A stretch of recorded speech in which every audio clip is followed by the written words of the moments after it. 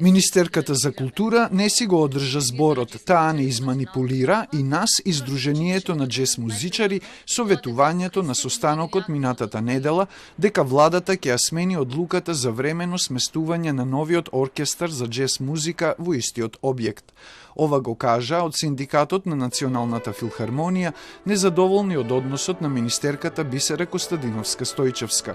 Најавија и протести по Великден со барање оставка од министерката доколку одлуката не се промени. Доколку не го стори тоа, ние, вработените во Македонска филхармонија, ќе бидеме приморани да бариме одговорност, оставка од неа преку јавни протести. Лазаревски читаше преписка со министерката по состанокот во која им било ветено дека Министерството ќе испрати соопштение до јавноста дека се менува одлуката за времено вдомување на оркестарот за джез музика во истите простории и дека министерката ќе ги извести за променетата одлука на владата по вчерашната седница.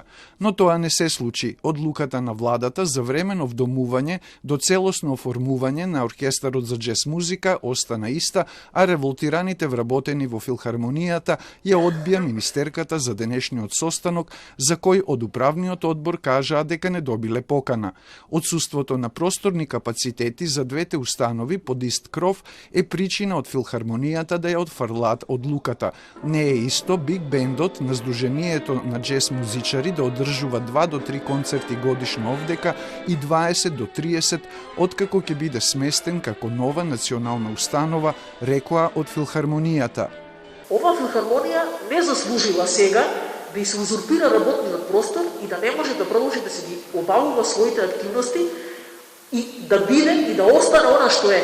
Според директорката на филхармонијата, владата ја донела одлуката за сместување на джез оркестарот во истиот објект без да ги консултира, а веста ја дознале од социјалните мрежи.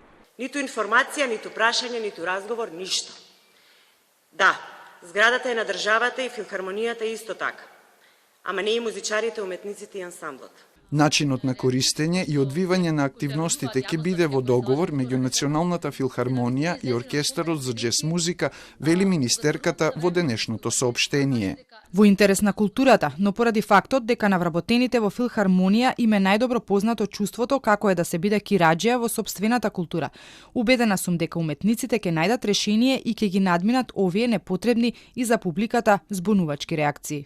Во филхармонија работат уметници кои ќе бидат дел од джез оркестарот, па во новонастанатата ситуација нарушени се и меѓучовечките односи. Проблемот треба да се решава институционално.